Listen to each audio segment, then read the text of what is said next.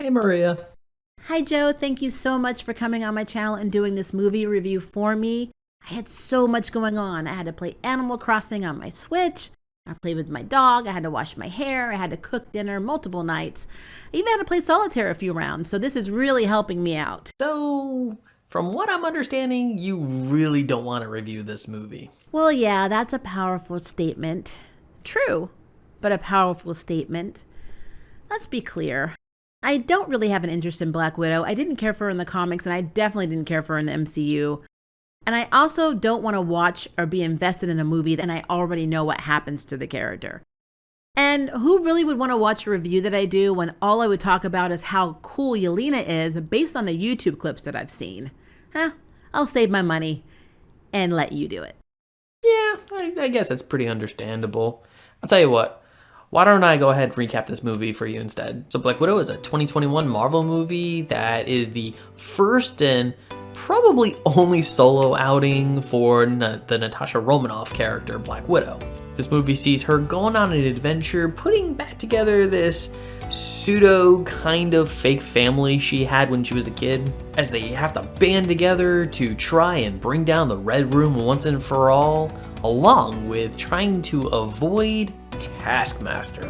And this movie is interesting to say the least, because on one hand it is nice to finally have a Black Widow solo film, but on the other, this is a movie that some are calling 5 years too late.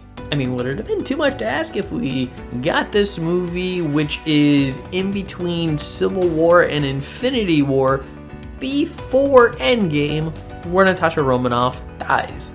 Because as entertaining as this movie can be, it is, in the grand scheme of things, a little underwhelming.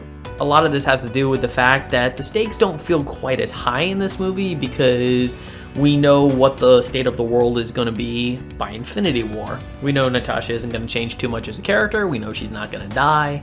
Probably the biggest thing that happens to her character in this movie is we find out where she gets that vest in Infinity War. I mean, we do get more about her, like, as a kid at the beginning of this movie, which I thought the opening to this movie was extremely solid. Then it just kind of devolves into this standard Marvel espionage thriller that really feels like it wants to be Captain America the Winter Soldier, with maybe some trace elements of Civil War.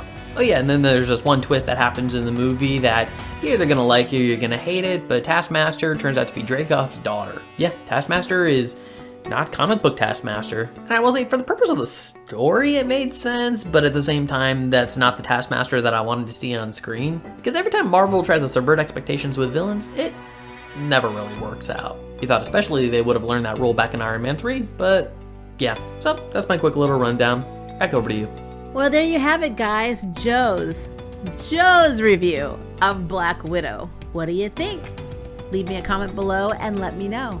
And if you would like to sign up for jury duty, hit the subscribe button. If you'd like to know who's next in their bell, hit the notification bell.